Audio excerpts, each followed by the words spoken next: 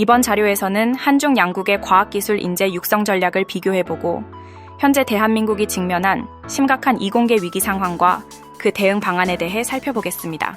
본격적인 내용에 앞서 오늘 다룰 핵심 키워드들을 짚어보겠습니다. 한국의 극단적인 의대 쏠림 현상, 과학자를 대하는 양국의 극명한 대우 차이, 그리고 수월성 교육과 기계적 공정성을 둘러싼 쟁점 등 이공계 생태계 전반의 문제점들을 차례대로 살펴보겠습니다.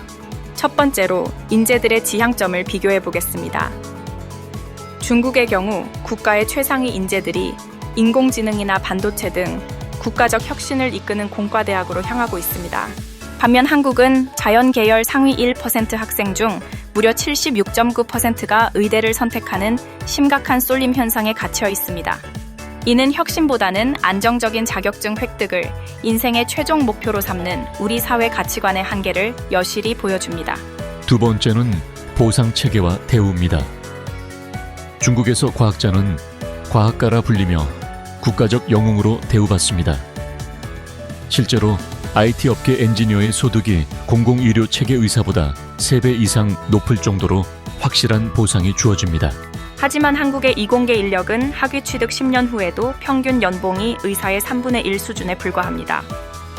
열악한 처우와 미취업 위험에 노출되어 있어 성과 중심의 파격적인 경제적 보상과 안정적인 연구 환경 보장이 매우 절실합니다.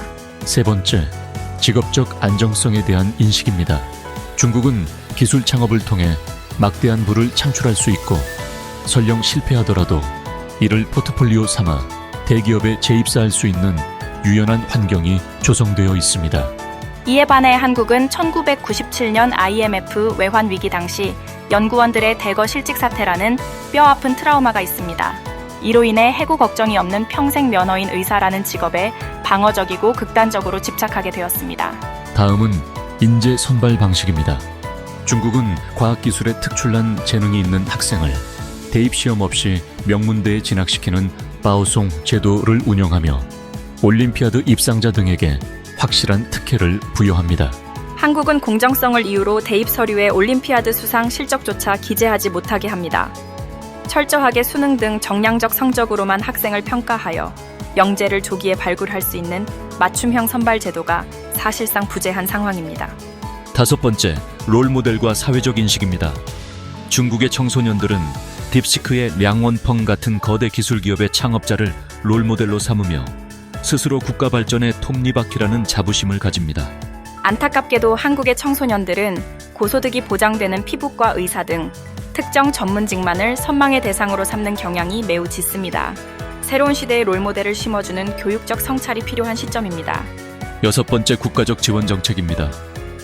중국은 천인 계획, 만인 계획 등을 통해 천문학적인 자본과 전폭적인 연구 권한을 부여하며 전 세계 최고 석학들을 자국으로 블랙홀처럼 빨아들이고 있습니다. 반면 한국은 최근 R&D 예산 삭감 사태로 연구 현장에 큰 충격을 주었고 이는 사기 저하와 두뇌 해외 유출 우려를 증폭시켰습니다. 정권에 흔들리지 않는 초당적이고 장기적인 투자의 법제화가 절실합니다. 일곱 번째, 글로벌 경쟁력입니다. 칭화대 야오반 등 국가 주도의 수월성 교육으로 배출된 중국의 정예 인재들은 현재 AI, 전기차, 배터리 분야에서 글로벌 기술 자립과 패권을 주도하고 있습니다. 반면 한국은 향후 5년간 AI, 클라우드 등 신기술 분야에서 최소 58만 명의 전문 인력이 부족할 것으로 전망되며 국가 경쟁력을 위협하는 심각한 인력난에 직면해 있습니다. 이제 현재 가장 뜨거운 핵심 쟁점을 살펴보겠습니다. 첫 번째는 의대 증원의 역설입니다. 지역 및 필수 의료 공백을 막겠다는 정책이 오히려 최상위권 이공계 대학생들의 대규모 자퇴와 의대 제도전 열풍을 폭발적으로 가속화시켰습니다. 이사를 늘리기 위한 정책이 역설적이게도 대한민국 핵심 두뇌의 이탈과 이공계 생태계의 붕괴를 초래하고 있으며 학업 단절로 인한 천문학적인 사회적 비용을 소모하고 있다는 뼈아픈 비판이 대두되고 있습니다. 두 번째 쟁점은 수월성 특혜와 기계적 공정성의 충돌입니다. 1% 천재에게 국가 자원을 몰아주는 것을 권리로 여기는 중국과 달리 한국은 기계적인 공정성 프레임에 갇혀 있습니다. 이러한 프레임이 국가 명분을 가를 천재 육성을 막고 글로벌 경쟁력을 약화시킨다는 날선 비판을 피하기 어렵습니다. 마지막 결론입니다. 대한민국이 글로벌 기술 패권 전쟁에서 생존하기 위해서는 패러다임의 대전환이 필요합니다. 실패를 두려워하지 않는 창업 안전망 구축, 영재 맞춤형 선발 도입, 그리고 국가 생태계 복원을 위한 최고 수준의 교육과정 개편이 그 어느 때보다 시급합니다. 여러분의 생각은 어떠신가요?